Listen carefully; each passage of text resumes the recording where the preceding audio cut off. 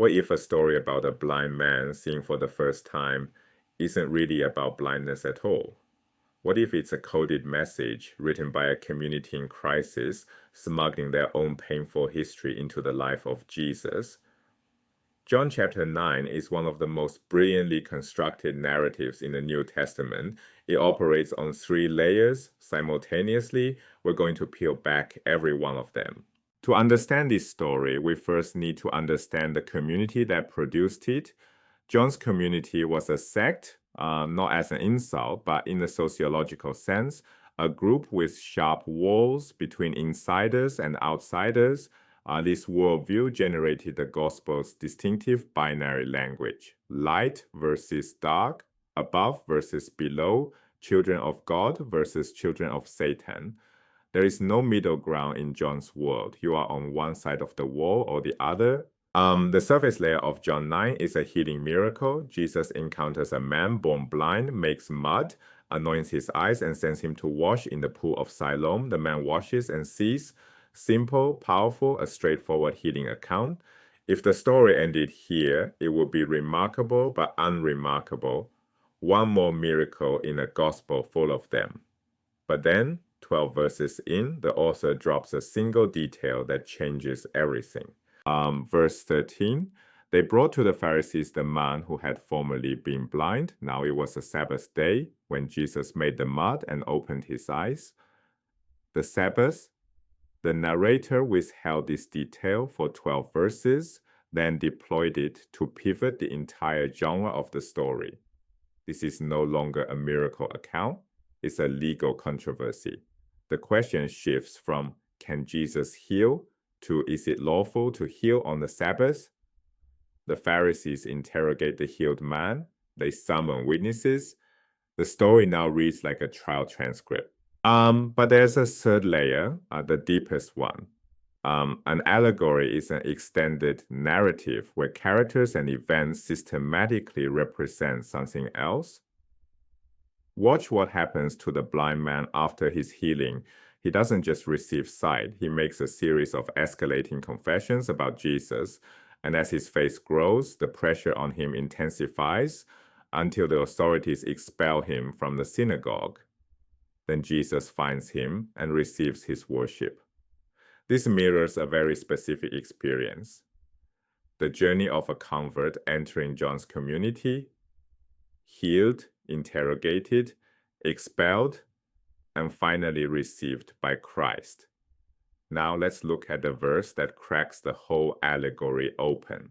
John 9:22, right? The Jews had already agreed that anyone who confessed Jesus to be the Messiah would be put out of the synagogue. This verse contains an anachronism, a detail that belongs to a later time period placed into an earlier story. During Jesus' ministry around 30 CE, no formal policy of excommunication for confessing Jesus as Messiah existed. There were multiple messianic claimants in first century Judaism. Vigorous debates, yes, but no synagogue-wide expulsion decree. That policy reflects conditions decades later, likely around 85 to 90 CE when the gospel was composed. The author projected his community's trauma backward into the life of Jesus. The destruction of the temple in 70 CE reshaped Judaism entirely, and the separation between Jesus' followers and the synagogue intensified in its aftermath. The parents' refusal to speak is one of the story's most poignant details. They know their son was blind, they know he can see, but they deflect. He is of age? Ask him. The narrator explains why they feared being put out of the synagogue. Read allegorically, the parents represent crypto believers, people in John's community who believed Jesus was the Messiah but stayed silent to keep their place in the synagogue. This is the middle ground that John's sectarian worldview refuses to accept. Remember the binary oppositions, light or dark, inside or outside? The parents try to occupy a space between those poles. John's gospel insists that space does not exist. Now trace the blind man's escalating identification of Jesus. First in verse 11, the man called Jesus, a simple human reference. Then verse 17, a prophet, a theological claim. Then, verse 33, from God, a direct challenge to the Pharisees' authority. Finally, verse 38, Lord, I believe, full confession and worship. This is not random, it's a carefully constructed catechetical journey. Each step represents a deeper level of commitment and a greater cost. Social pressure gives way to formal interrogation, then expulsion, then total allegiance. In John's binary world, increasing sight means increasing faith, and increasing faith means increasing conflict with the synagogue. Each character in John 9 maps onto a real figure in the community's experience. The blind man is the convert who joins and pays the price. The parents are those who believe but won't speak. The Pharisees are the synagogue authorities enforcing expulsion. And Jesus is the one who finds the expelled and receives their worship. The story is a mirror, reflecting the community's lived reality back through the lens of Jesus' ministry. When we read John 9, we read three stories at once: a story about Jesus healing a blind man, a story about Sabbath law and religious authority, and a story about a real community's painful separation from the synagogue. This is what makes the fourth gospel distinctive. It does not simply report history. It interprets history through the lens of a community's lived experience, and it does so with extraordinary literary skill.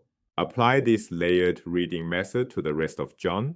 Whenever you encounter stark binary language, ask, what boundary is being drawn?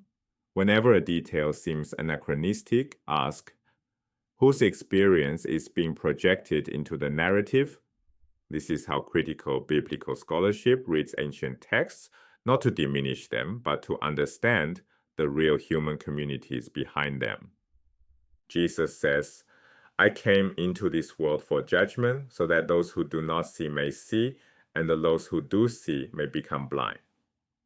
The story's power lies in its refusal to let blindness remain a physical category. In John's world, the real question is never about eyes, it's about allegiance.